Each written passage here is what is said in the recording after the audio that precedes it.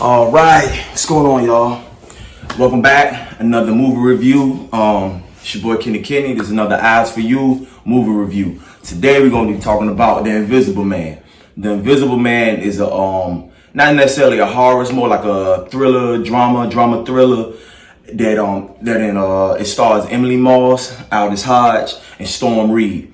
Now I really enjoyed this one. I'm gonna get into it. The spoiler free. So what I would advise to all of y'all, go into this movie without seeing any trailer. Just go up straight to the ticket booth, ask for a ticket to Invisible Man, and go in, enjoy yourself. It's great for a date, good time this weekend. Matter of fact, you might want to get up early this morning or whenever, go see it. It stars Emily Moss. Emily Moss, y'all might recognize from A Handmaid's Tale. I first recognized her in Mad Men, and what else? She was in Us and The Kitchen. So great actress, superb actress. Most of the projects she's in, I'll go see strictly off the strength of her.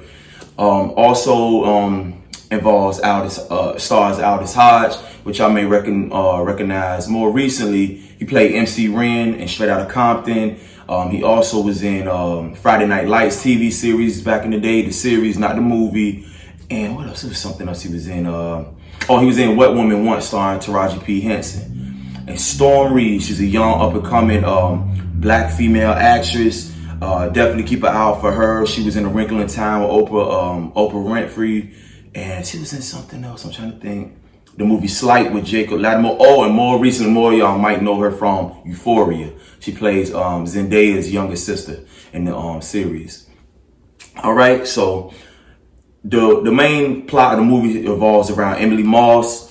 She's a woman that's getting out of an abusive relationship with her boyfriend. Her boyfriend's like a millionaire. He's really big in the tech world. He's tech savvy guy, but he's a dickhead and abusive, to say the least.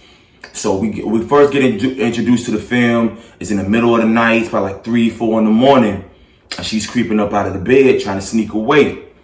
Now, this is not giving anything away because it's all like actually all in the trailer, and it's part of the plot. She's trying to get away. She's creepy. She got a bag. You know how y'all ladies might have y'all bag set to the side, to get away. She got her whole stash, everything. She creeping out. She running through the woods, and she's waiting for somebody to come pick her up, which is later on we find out her sister.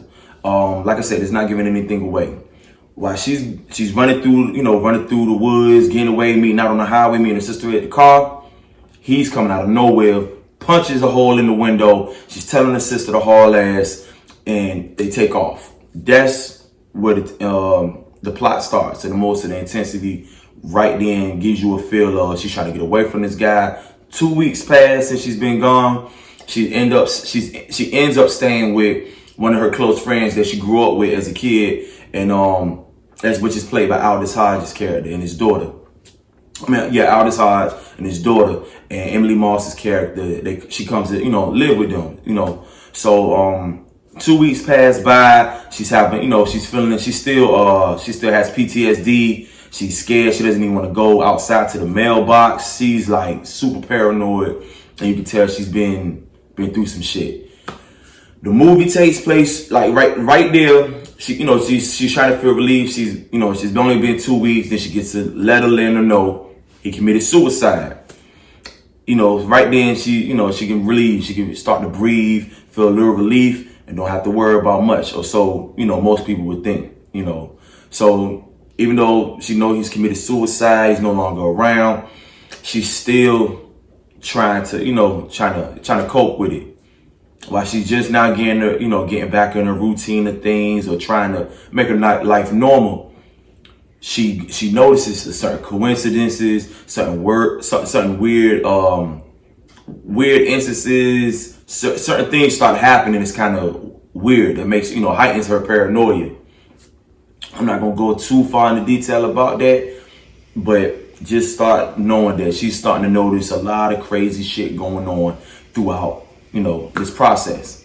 But later on, something extreme happens that she can't explain, and she also has to try to convince the people around her that she loves and cares about that she doesn't know how, but she's for certain that her ex-boyfriend, who is deceased, is somehow still stalking her and fucking with her. But of course, if somebody tells you that, they're gonna look crazy. And I gotta tip my hat off to her because her performance in this film, if it was played by anyone else, it would come off silly or goofy. And you'll understand what I'm saying when you see the film and the performances in this. But Emily Moss, superb acting, you know. So in the instance of that, it's like, you know how it is. It's hard trying to convince somebody that something is happening if you don't have the proof to support that claim. So that moves on in the film. Aldis Hodge, he cares about her. That's his friend. You know, that's his friend. He grew up with her. You know, it's like but he has his daughter there too. So he's hearing her out, but he's kind of giving her that look like, yo, I think this chick is crazy. So it's like you want to support your friend, but what she's saying doesn't make any sense. Therefore, you start to get in the shoes, or you start to feel it puts you in the place of Emily Moss, her character, and you start feeling like, you know, the paranoia, the tension, the edge of your seat, like, yo, what's going on? And you know, he has Aldis Hodge. He has to basically try to keep his daughter safe and care for his friend up under the same roof. And after a while, your main priority is going to become your daughter, because that's, you know, you want to make sure she's taken care of. And that goes to another strong point of the film. I love that how they show Storm Reed, which plays his daughter, and Aldis Hodge. The chemistry on camera is on screen is great. I love seeing like the black father and the daughter, you know, how their chemistry is and how their relationship is funny. I definitely can relate, and that was a strong part of the movie. Just good to see that on screen. So from there, I can't want to give y'all away. Something even more extreme happens, and she's left at home. He basically has to. Aldis Hodge has to take his daughter away. Emily Moss is left in the house alone.